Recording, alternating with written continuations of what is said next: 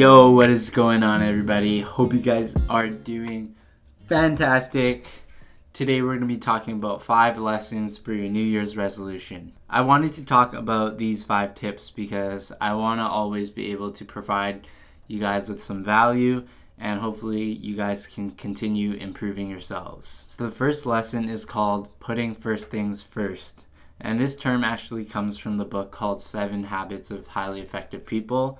This term actually refers to having the discipline to prioritize day-to-day actions based on what is most important and not what is most urgent. The author of this book actually split this term into 4 sections. In this chart, there are 4 quadrants. The first quadrant is urgent and important activities, which include crisis, pressing problems, deadline-driven projects.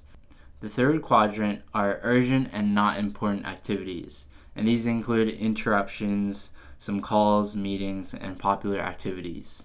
In the fourth quadrant are not urgent and not important activities such as trivial busy work, time wasters, and pleasant activities.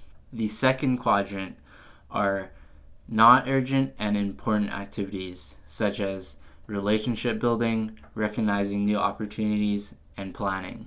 The problem with a lot of people is that we focus on quadrants 1, 3, and 4 a lot more than we do focus on quadrant 2. If we spend our time focusing on quadrant 1, we'll just be leading ourselves to more stress, burnout, and constantly putting out fires. If we spend our time on quadrant 3, like a lot of us do, we'll be doing a lot of things that are super urgent but actually not that important.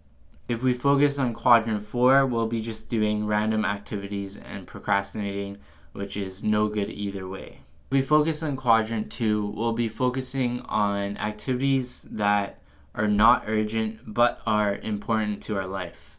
And a lot of people neglect this quadrant because they just don't see the urgency in it, when in reality it actually is urgent and is important. One of the author's quotes states that the key is not to prioritize what's on your schedule, but to schedule your priorities. So one of the ways that you can apply this to your own life is to create your own time management table, which includes the 4 quadrants. By doing this, you'll be able to see how much time you've been actually spending on each quadrant, and then your end goal is to spend most of your time focusing on quadrant 2 activities and less time on the other 3. The second lesson is called the Flywheel method. The flywheel is a mechanical device that stores rotational energy. It's basically something that is hard to get started, but once you get it started, it'll keep rotating itself. So this basically relates to the starting of a new business or starting your own YouTube channel, and how the beginning will seem like you're doing nothing because that's the most challenging part. But once you get over that wall, everything else is going to be like a snowball effect. The takeaway for this topic is to basically remember that whenever you're starting a new business or a new venture or starting a new habit, that the beginning is always going to be the toughest and that you'll have to pull through that first part, and then at the end you'll start seeing the rewards. So the third lesson is mastering boring fundamentals.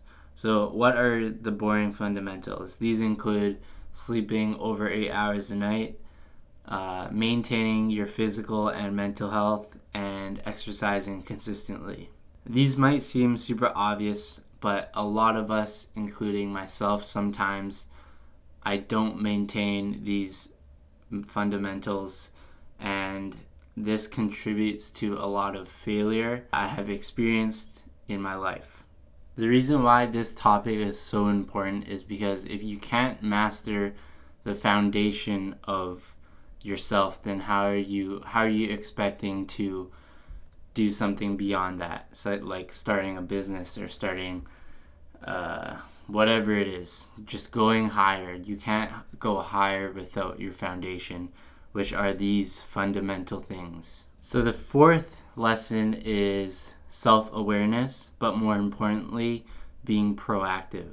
I think a lot of people, especially in this generation and this point in time, are super negative and have a hard time controlling their own thoughts and their own vision on things. And what I mean by that is that we're always so affected by the people around us. We're so affected in a bad way by social media, by the people we surround ourselves with, the things that we eat, everything that we do. A lot of these things contribute to us having a negative life. And I think by being proactive, you'll be able to change your mindset and think positively and take out the negative things from your life. And even if you can't separate yourself from negative people or negative things, what you can do is just think positively.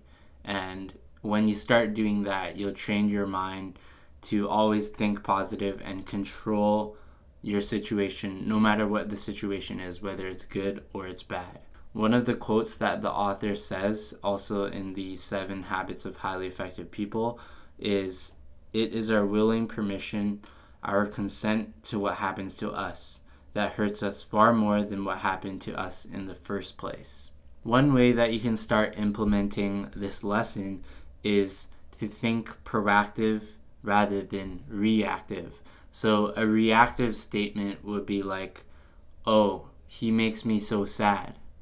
And a proactive statement will be like, "I control my own feelings and I don't care about how he makes me feel."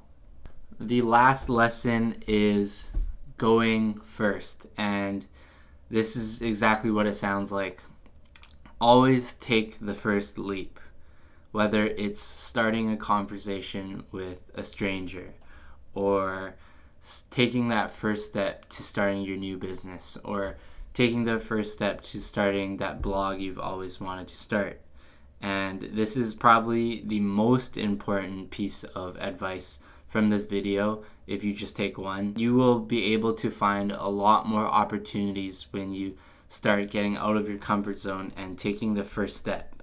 And it can be super scary, and I also am trying to go first at all times, especially because I'm trying to improve myself and get out of my comfort zone, essentially. I feel like going first is such a glamorized topic. You always see on like Instagram, it's like Gary Vee just telling you to just do it. But do any of us actually just do it? Do any of us actually go out and do the things that we say we're going to do? And it's actually very few of us. With that being said, thank you guys so much for watching. Hopefully you guys can implement that and include that into your New Year's resolution and keep on improving yourselves every single day, step by step. Thank you guys so much for watching. We'll see you guys in the next one.